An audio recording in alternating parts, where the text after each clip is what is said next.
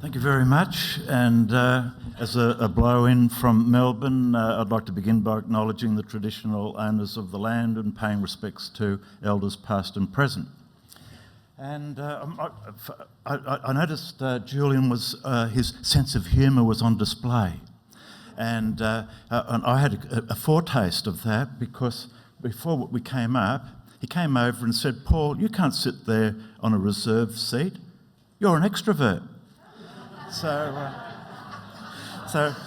as it turns out, there's two Paul Smyths, and when it comes to presentation, one is an extrovert, and when I really know what I'm talking about, and I've got slides up there, I concentrate on engaging with people, eyeball to eyeball, right? But when I'm doing something a bit different and new and I'm not very sure about it, I write it all down.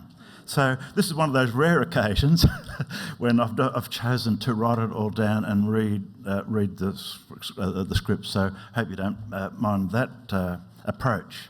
So it's I had a problem with the title. A little while ago, I was talking with Shana, who was helping organise this program, and she said, "Look, this is a few weeks ago. You've got to come up with a title," and I wasn't even started writing it yet. And so I sort of fixed my mind and came up with, I know what it's all about. It's about the sell-off of civil society and what we can do about it. She liked that one, so that was the original title. But having written the paper, I decided that, well, that's a bit kind of negative in the end, the sell-off of civil society. And so the new title is Phoenix Rising, Renewing the Voluntary Sector in Australia. So that's my brief, is to talk about the state of play with the not-for-profit sector. I don't know much about the homelessness sector specifically, but having talked to colleagues, it's all the same issues, so I'm sure you'll identify them. So here we go. Some might think that the title, Selling Off Civil Society, is exaggerated, a bit of rhetoric to get your attention. Let me assure you, I am deadly serious. My brief was to reflect on the role of the voluntary sector in ending homelessness in Australia. The reality is that if you don't take action now, there probably won't be a voluntary sector in the homeless space. Or if there is, it'll be so residual that its impact on society will be minimal.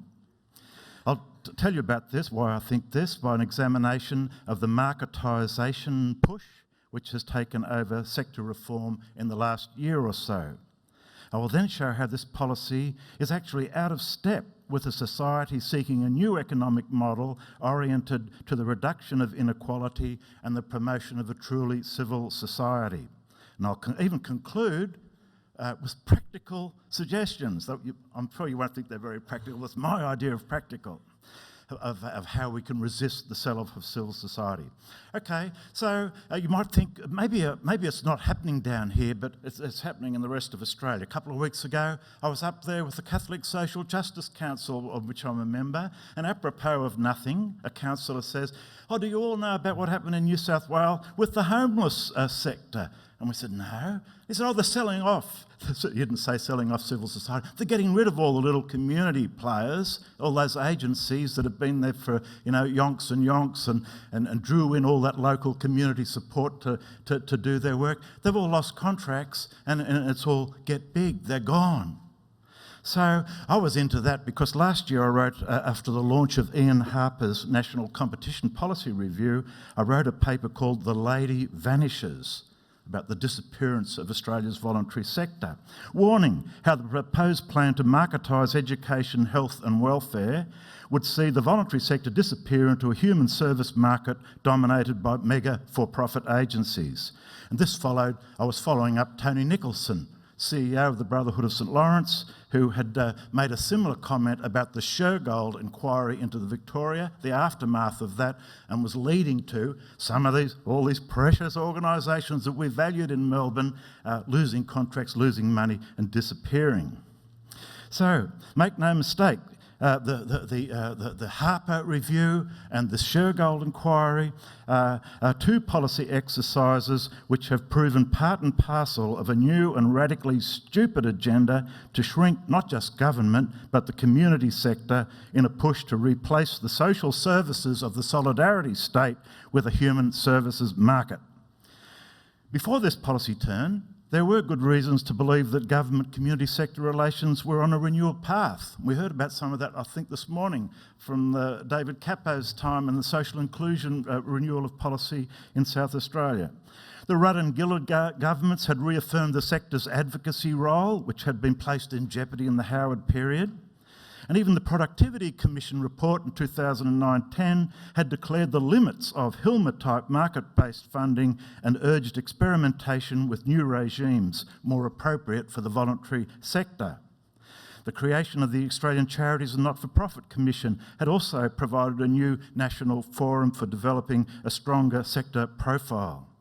Though never clearly articulated, there was throughout this period, and you probably still share it, a strong implicit assumption of a distinctive role of the voluntary sector which was complementary to that of government and market.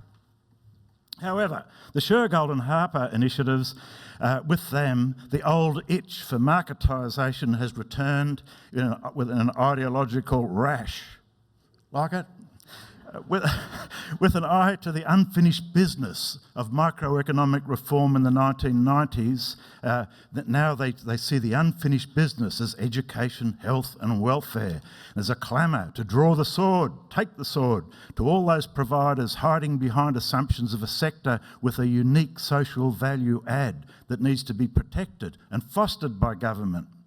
Social services must be seen as no different to any other commodity and should therefore be fully contestable, that's the word, contestable, in a competitive market open to the private sector. It's really all very simple. Just follow neoclassical economics 101. So everyone in the sector, I'm sure if you're on the not-for-profit side, will be familiar now with the new messages emanating from government.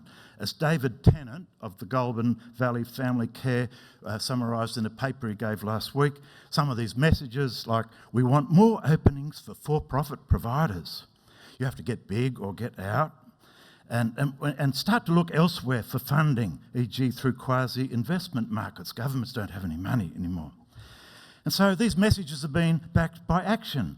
First there was the slash and burn of the DSS funding round at the beginning of the year, while the march of the mega for-profits is all plain for all to see in the letting of the employment service contracts with agencies such as our beloved US company Maximus, firmly established as the major providers in that field.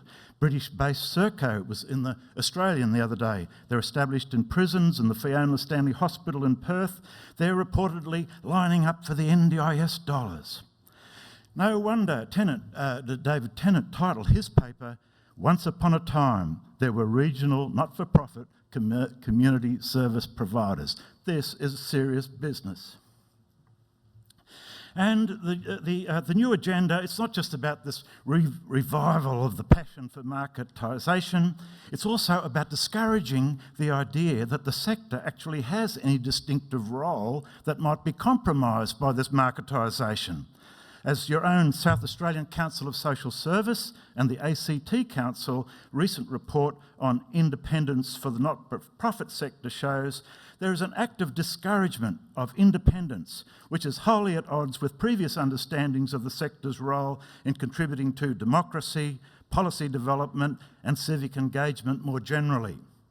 In recent discussions on the impacts of funding cuts to health services, government negotiators are said to have simply dismissed the idea that peak voluntary bodies play a vital role in collecting government to the lives of citizens. They openly say the new agenda is to defund peaks and just fund individual agencies to deliver services, no more, no less. So, the political origins, this is me reflecting now, of this attempt to sell off the civil society agencies, is something of a mystery. In the 1990s, it was obvious why the microeconomic reform agenda came about, the Hilmer report and all of that. It was espoused by the political leaders, strongly backed by senior figures in academia, especially the outstanding economists of the day, and with bureaucrats who could be quite credible, even if you didn't always agree with them. Today, while Shergold and Harper might have fronted up the inquiries, it is extremely difficult to find who's actually behind this sell-off of the community sector. Anecdotally, federal ministers, one was mentioned earlier, Morrison, said to fully appreciate the wider contribution of the sector. You go to bureaucrats and they say, oh, we might be having a little shake-up, but there's no full-on marketisation happening here. And I've never heard any Australian academic, great or small, espousing this idea. The only resonance I can find is with, and other authors find, is with the radical, liberal, big society agenda of the UK government being imitated here, designed to permanently undo the social policies and institutions of the welfare state. Australian Conservatives certainly tried to follow this in their assault on people on welfare in the first budget, Abbott and Hockey, and we know what happened to that. And perhaps this agenda with the sector came through at the same time on social services is simply getting through under the radar because in the short run, fewer people are affected by it. So, if the case for marketisation is so weak and its real champions have to lurk in the shadows, one has to ask, why hasn't there been, or how can we offer a more effective resistance? So part of the problem, I think, and it's come up today, is that initially, and I'm the same, I gave talks about this last year, and so you do the big spiel and analyse the situation, then you come, what can we do? And you say, oh, well, the sector. They've got to go back home and reflect on themselves and reflect on their role. What's their mission really? And maybe they need to get back to their real business and not focus on contracts and growing the business and all of that. But this is putting way too much responsibility and weight on the role of the sector itself. Now we need to see that this is not primarily a sector problem. Its role is entirely interdependent with those of the market and of the state. So before we consider what needs to be done to promote the sector, we've got to look at it within the bigger picture of state, market and civil society in Australia today. You still awake? I like to have the eye contact. Okay, so of course, this is for you. Of course, whenever you say this will be a big picture exercise, you worry eyes will glaze, heads will nod, while people reflect inwardly on more immediate concerns. But don't, because in this case, the big picture is the immediate concern. If you're in doubt, try and answer this question. What is the unique value add of the community sector? How would you explain that to your local bureaucrat? Hard? So a key reason why the sellout is happening is the fact that most of us, me in there, can't give a simple account of the kind of society we want and why it necessitates a critical role for the organisations of civil society. In my own case, I've spent decades trying to understand neoliberalism. It was never my ambition in life, but if you wanted to understand what was going on from a social point of view, that's what you had to focus on. I think I learned a lot about economics, but I never thought about the kind of alternative society I would actually prefer. That would have been a waste of time. But now, as we enter a period when neoliberalism itself is going off the rails, I've been startled to find just how hard it is to think about how would you talk about the alternative society you want and the actual policies you would point to achieve it. So this is actually quite odd because being old, I did my undergraduate studies in the 80s and nobody took the slightest notice of economics then. They didn't have to. And they hadn't for decades. We did social policy, we studied society, and these were the social policies you put in place to achieve it. All that was left at the door as we all had to scurry around and focus on economics. So, as this became about because of the fiscal challenges of the welfare state in the 80s, drove this preoccupation with efficiency.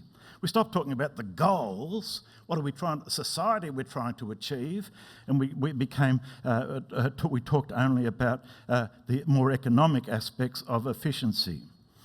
But this new radical agenda of selling off civil society goes beyond questions of efficiency to the actual type of society we want to achieve. To really engage with the renewal of the voluntary sector then, we must first go beyond questions of efficiency and back to question of the goals of the kind of society we want. So, here we go. It's been a long morning, and the bits coming up are quite heavy, but they're very important. So if we start to think, this is what we've got to do, this is our challenge. How do we talk about society? So let's go back to what we did before this obsession with efficiency. So this is the research that this is based on. I've been back reading the old books. What was it all about? So going back to the great social policy thinkers writing on the eve of the welfare state like Tawney and Polanyi, what I found most interesting from a present-day perspective was the way these writers actually upheld the great Enlightenment ideals of individual freedom, liberty, and also its twin, the free market economy. The idea of the welfare state, one of the bases of it was going to be a properly functioning free market economy. They didn't dispute the revolutionary value of individual freedom or the market economy, but rather the ways in which these had been undermined by the gross inequalities and class system which arose amid the Industrial Revolution. The social policy aspiration which they were trying to achieve became the creation of a truly civil society through promoting an equality of circumstance necessary for individual freedoms to be realised. Differences of emphasis gave these societies different names. Some call it social liberal, democratic socialist, but their broadly common aim was a society of equals in which all citizens contributed to the creation of a shared, common civilisation. That's the word they love. Importantly, for the voluntary sector, the necessary collective action to achieve this equality couldn't be concentrated just in the state. That would be fascism, communism. It had to be via a state working through the intermediate free associations, social agencies. These might include trade unions, employer organisations, charities, the works, all the social works, the works of society. So for Tawney, each of these sectors was important, fulfilling the different functions needed if you were to create this truly civil society. And Polanyi talked about the roles of these groups in terms of a vocation, like it could be a trade, or it could be, a charitable work or a scholarly work or whatever. But these were seen as callings that professional associations had to get together to work on to make sure that each of these functions was fulfilled if we were to achieve that society. Okay. Now, that's going a long way back. We're getting a bit closer. Let's come closer to, and I have to do this because this in trying to think through the role of the voluntary sector, we have to understand this person, T.H. Marshall, who wrote after the Second World War, when the welfare state had appeared out of all of this social reformism. So, around the middle of the 20th century, there was a huge growth of social investment, public education, health and welfare, with the associated taxation that helped propel the great convergence. The top did actually come down, Julian. The bottom rose, the top came down. The great convergence that Piketty and others have been writing about, which occurred in the middle of the 20th century and which we've diverged again. So Marshall introduced his classic example, analysis of this welfare state in terms of the progressive achievement of civil, political and social rights, of citizenship. Citizenship was the word. Like Tawney and Polanyi, this welfare state aimed to combine the ambitions of liberalism and the market economy. Liberalism, no, it's not the Liberal Party. Liberty of the individuals and the market economy with a social system geared towards the social equality needed to underpin this, to make the freedom real. So what is really important is the way he explained the need for the proper functioning of the different but interdependent sectors. Julian talked about the three sectors, if the overall goal of a civil society was to be achieved. The components were your democratic system, the mixed economy, and the welfare state. Properly understood, he said, the sectors ought to enjoy a measure of autonomy derived from the power inherent in their axial principles. The organising principles and values of the sectors were different. Each can invoke an authority independent of and arguably equal in status to those of the other two.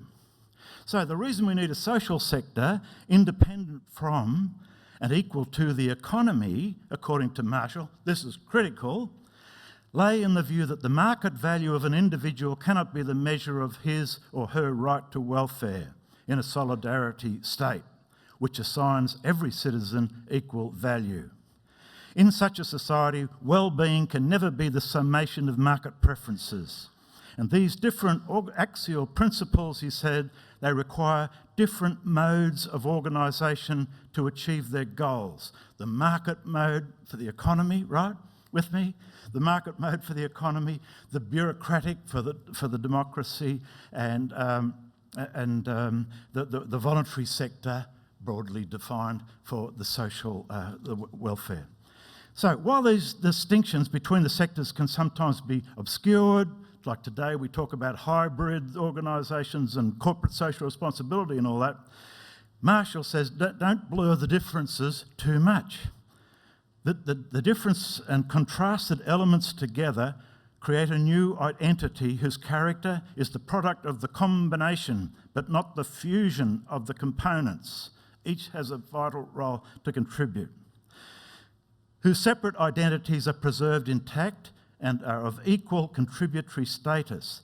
The tie is unbreakable except by the destruction or degradation of one of the partners.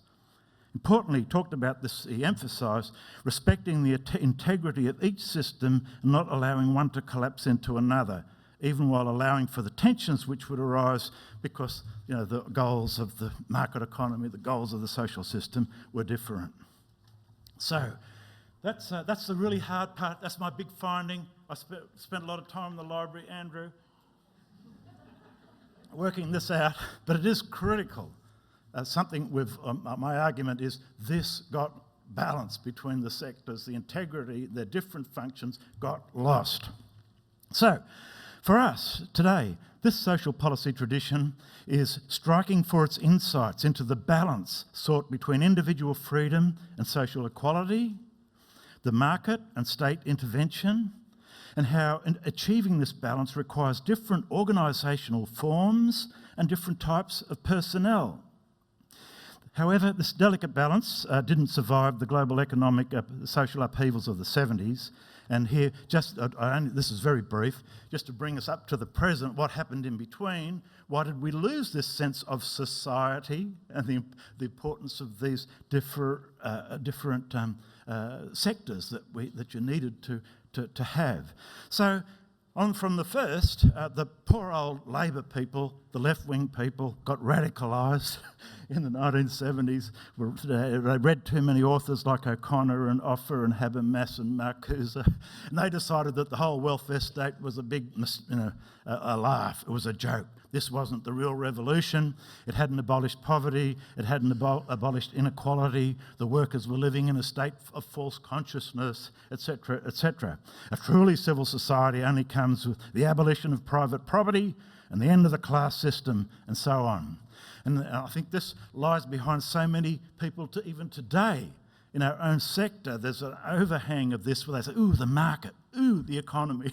We're social people. We don't connect with all of that. Whereas the Marshall approach, it's all interdependent.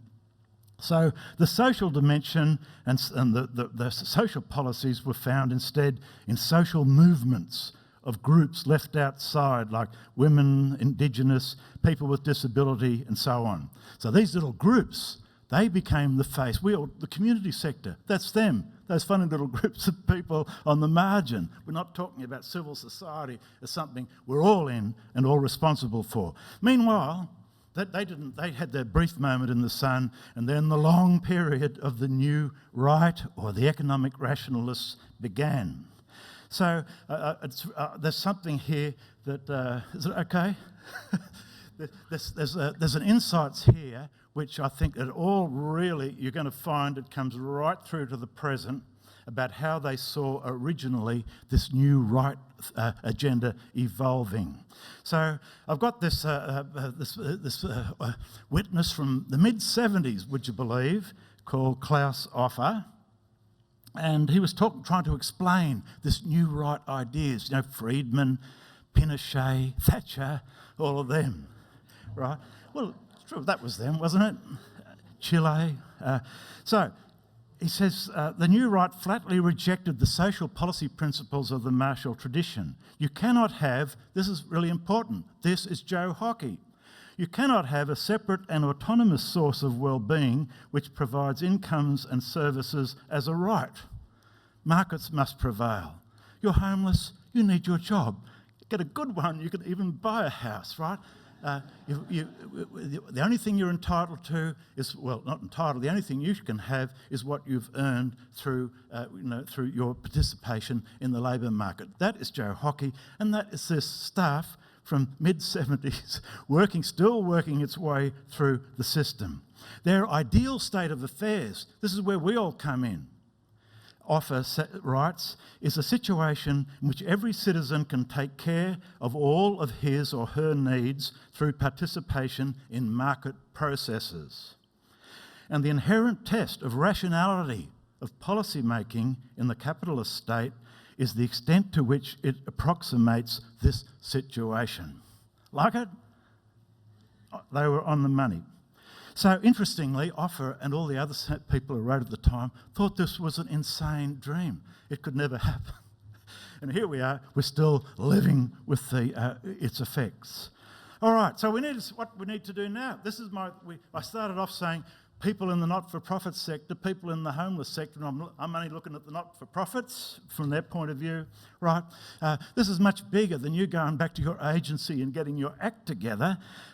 This is about a need for us across the society for this rebalancing that Julian talked about of the roles of the state, the market and the civil society. So here, I think I've skipped across that bit. We've seen how the idea got lost, and if you wanted to follow this, this is not just something Paul dreamed up in the library, but one of the influences on me was the writing of a book by the US sociologist Margaret Summers, in a book called Genealogies of Citizenship.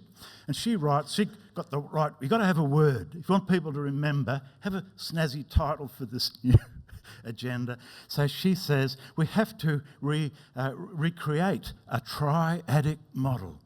Triadic, three bits to it. We will need to re-establish, this is her words, the better balance between the sectors. My central aim, she writes, is that democratic and socially inclusive citizenship regimes rest on a delicate balance of power between the state, the market, and citizens in civil society. Disproportionate market power disrupts this carefully constructed balance. So, constructing and promoting this triadic approach for Australia must be our priority task if we want to close down the fire sale of civil society institutions. This fire sale is not just another exercise in efficiency a la the 1990s, but an obviously ideologically driven exercise in further undoing the balance between the sectors. Okay, so now there's not long to go, and we're going to have a change of pace because, you talk about these kind of that's heavy theoretical ideas, I suppose, and trying to grapple with it. How can we make it sort of come alive, especially come alive from our perspective, even a South Australian perspective, this idea of triadic. What's triadic in South Australia? Here we go. You ready? All right.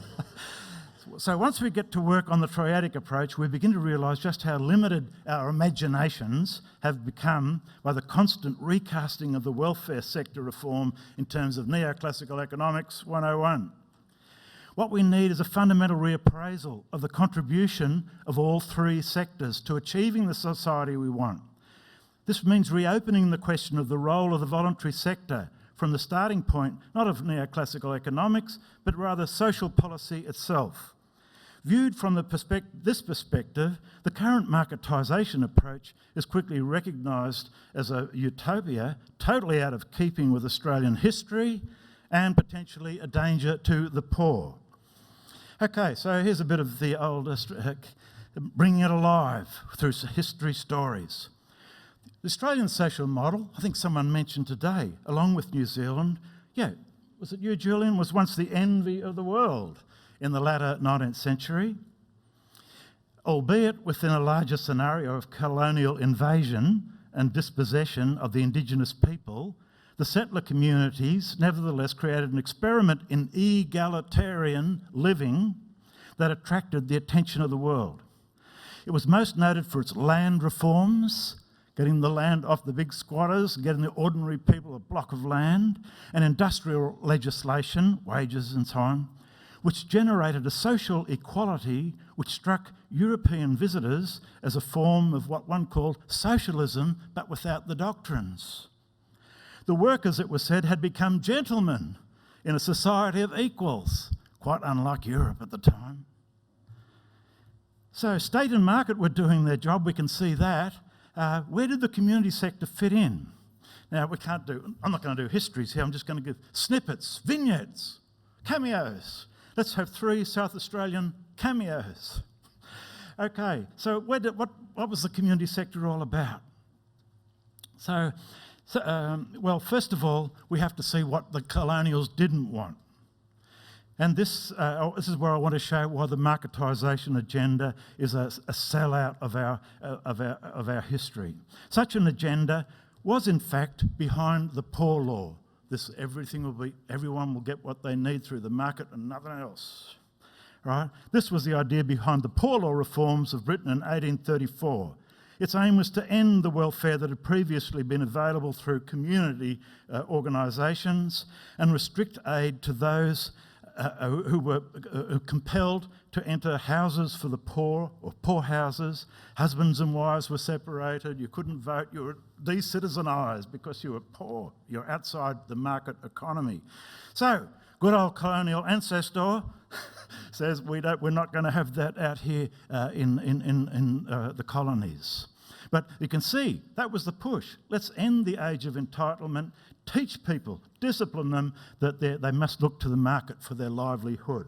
So we hated it, and rather than adopt that, they resolved that their communities would take responsibility for the welfare of their own members. Full stop. So what was it like? How did it work? Use your imagination, I'm using mine. I talked to a boat person the other day, an asylum seeker. He was from Vietnam. Now he's a bishop in the Catholic Church in charge of social justice agenda.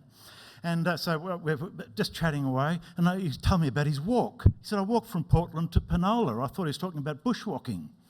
And he said, no, this is a kind of a pilgrimage. We walked in the footsteps of Mary MacKillop, all the way from Portland in Victoria, can you believe, to Penola. That walk was the beginning of her dream of inspiring Catholic communities not to accept their second-class citizen status and to work together to ensure that all the children had the education necessary to take their full place in society. Now, we can all, I'm sure, in the room, we'd all multiply stories of Australian communities accepting responsibility like this to look out for one another and manage their own affairs. It gave rise to that distinctive feature of our national welfare system, that is, the tendency to want the work done through community organisations rather than directly by the government. Okay, so if the radical liberalism of the Poor Law spurred the growth of our voluntary sector, it left a question mark over the role of government, which was not to be answered until the middle of the 20th century. So, second South Australian example.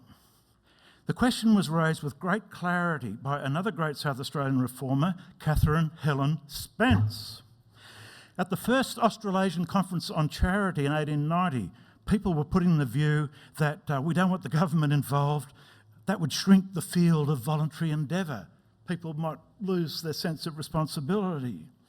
But Spence introduced South Australia as the only one of the Australian colonies where the most socialistic principle of the English legislation, the right of the destitute to claim shelter and food from public funds, still holds good. So, and she argued, take away the excesses of 1834 Poor Law, and she said the Poor Law actually could add great advantages to the charity model. Thus, when government assumes overall responsibility for a mixed system of state and voluntary relief, the result's going to be cheaper, it's going to be fairer, everybody will have to pay their share, and the distribution will be more equal and just. It would also be more efficient with a centralised system of inquiry and supervision. Moreover, while the alternative systems were meant to be voluntary, they usually relied heavily on state support. Spence concluded that while people might be frightened at the mention of a poor law properly managed was a very good thing. So that's where we're introducing the role of government, right? We talked about the role of the community. We're trying to get a sense of how do we put these three sectors together. So it was this very logic which led Australia's adoption of this kind of mixed economy following the Second World War. The old charitable system couldn't deliver on the kind of equality grounded in social rights of citizenship that was wanted. Here, no less than Attorney-General South Australia, Don Dunstan, spoke to this theme at the ACOS annual conference in 1966, which had tellingly been rebadged as citizens, as organisers and providers. Before there was going to be about volunteers and community welfare, became citizens. So Dunstan's address concerned urban planning and emphasised that to be effective, it had to draw on inputs from the communities themselves and not be left to technicians and local power elites. He was particularly concerned that in this work, the voluntary agencies understood the fast-changing realities of family life and not impose outdated ideas of family. So we're now getting close towards, pretty close, to coming this back to our present day concerns. All right. So hopefully lunch will be here soon. Hopefully these glimpses of our past attune us to the need for a variety of organisational forms in the quest for a truly civil society. In their new book, Market, Rights and Power in Australian Social Policy, Gabriel Maher and Sue Goodwin show the extent to which this variety has been compromised across the social services and the community sector through marketisation. A good society, they argue, requires what I've been calling the Triadic Model, and they argue that the three different types require three different institutional forms. They call it institutional logics. Thus, if you think about it, if you think about the market, its legitimacy comes through the price mechanism. It fosters norms of self-interest and so on. The state's legitimacy, its role comes through democratic participation, operates through a bureaucracy, and has citizenship, social rights, economic rights, citizenship as the source of its norms. The community sector's legitimacy, what's it based in? Trust, reciprocity. It is committed to community values as a source of authority. That's where McKillop and them got their source of authority, and has group membership or solidarity as its norm. All this, of course, is wholly reminiscent of what T.H. Marshall emphasised in his three-part understanding of civil society. So there is a course now, so that's it. That's my proposition. That's the new template or framework, the social policy approach that we need to begin with, not to, we're all going to turn it into a neoclassical kind of market model. So there's a whole library of literature going through the negative impacts of marketisation on the capacity of government and community sector, you know, Mark Considine and all these people on employment. We don't need to go into that. And also, I think, remember I said that for Polanyi and these people, it was really important that these different functions and these different associations in society that we need for the good society actually have professional control, if you like, or they form themselves into associations and they take responsibility for delivering their value. So here I think it's really important. People like MacDonald, Marston and Chenoweth have written extensively about the damage done to the social work profession, the erosion of standards by the inappropriate imposition of this new public management and market logics of organisation into the community sector. So, for 2 decades, policymaking has been mesmerised by the market template for social service reform. If we are going to look at rebalancing the roles, we should be looking now for the new governance templates based on understandings of the distinctive contributions of each sector and working through the different logics they require if each is to be able to make its unique contribution. We recall Tawney and Polanyi on the importance of intermediate social organisations in the makeup of a civil society and how these institutions themselves need to assume active responsibility for ensuring their members' social contribution is of the highest standard. I've only really got one more bit. So, because remember I said, well, I've showed you the roadmap, right? There's the sign pointing to the future. But is this just, what about the sell-off and all of that? As I said at the beginning, I changed the title to Phoenix Rising. Maybe we see here the new beginnings. Maybe if the sector starts to rethink its role, right, as part of this larger national conversation about state, market and civil society, a new horizon of reform begins to open. So, why is he crazy? Has he been smoking something? Probably drinking something. Right. As we have seen, a social policy perspective on the role creates a very different scenario to neoclassical economics 101. The latter ideal of a society where all the citizens take care of their needs through participation in market processes is seen to be as silly and extreme a view as its opposite, a society in which private property is abolished and all the needs are met by the state. So, if what we need is a new triadic balance, can we get there? As I observed earlier, in the 90s, we might not have liked economic rationalism, but realistically, thanks to Margaret, there was no alternative. The horizon for social reform had truly shrunk to zero. But today, we do have a new horizon, and it is there to which we should look if we want to imagine a new future for the voluntary sector. 2 years ago with John Buchanan, I brought out a book called Inclusive Growth. I know Julian doesn't like growth, and I can understand that. Inclusive development, we could call it the next edition. Right, that was 2013. It noted the new emphasis on equality, emanating not from the new left, but from the IMF, the World Bank, Pope Francis. All these people were saying that the world economy is being, it's not just society, but the economies are being ruined through the excessive inequality. So at the time, this was a novelty. Well, I thought I was very smart getting ahead of the game like that. But since then, we've seen this agenda gaining its momentum. Many in the sector were engaged in the C20 work on this agenda around a world we see a gathering momentum from the Vatican to the new socialism across Latin America, etc., etc.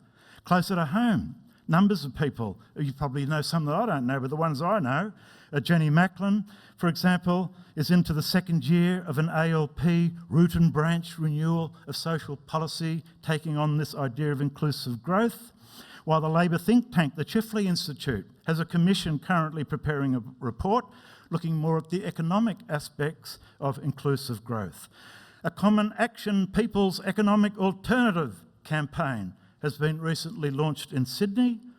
The Old Catholic Social Justice Council is exploring policy implications of Pope Francis' teaching, while recently the ACTU, the BCA and ACOS announced that they were going to have a summit to get something better together than what we've currently got. So, it's Phoenix Rising. I don't think we need a crystal ball to realise that we are in the midst of a transition from the market extremism of the 90s toward a more balanced paradigm involving greater equality. requiring a significant renewal of our social policies and their governance regimes. So the practical tips, I'll do them very quickly. First of all, inclusive growth. Emphasise social investment, universal services with a progressive loading for the most excluded groups. Social inclusion sought to conform individuals to the market. Inclusive growth seeks to conform the market to a society of equals. We need to position homelessness as an inclusive growth priority. And my second point is so it's got to be, think about the future in terms of the bigger picture and the way it's changing. Second point, more about the sector, and this was mentioned today, and it was mentioned by Shelley Mallett here last year. We can't just focus on the sector itself, and we did the services this way, and we're proving them, etc. I mean, if the aim is the civil society, well, it's the market. What's the role of the market? What's the role of the state in providing the housing and reforming the other things, etc. So, taking a broader triadic view, I guess, of what the role is. So, in pursuing this approach, serious work on the governance aspects is needed. Public policy research is, I find, backward-looking and absorbed in the pros and cons of marketisation. Inclusive growth thinking must start in producing an entirely different governance model based on the different logics. An agenda like this cannot be left to a commission of economists. We need one bold government. Maybe I'm in South Australia, is anyone listening? We need one bold government in Australia to establish a social policy commission alongside the productivity commissions with equal and commensurate resourcing and authority. Individual agencies and sector alliances will have to make their own decisions in the period of transition. We're likely to see a community sector dividing between the genuine civil society agencies of the future, like I'm thinking here of something like London Citizens in the UK, and the mega for-profits and others who are just conformed to the marketised regime. Hopefully, the inclusive growth agenda will call forth a new alliance of agencies dedicated to and supported by government to reconstructing the role of civil society agencies for the 21st century. Thank you.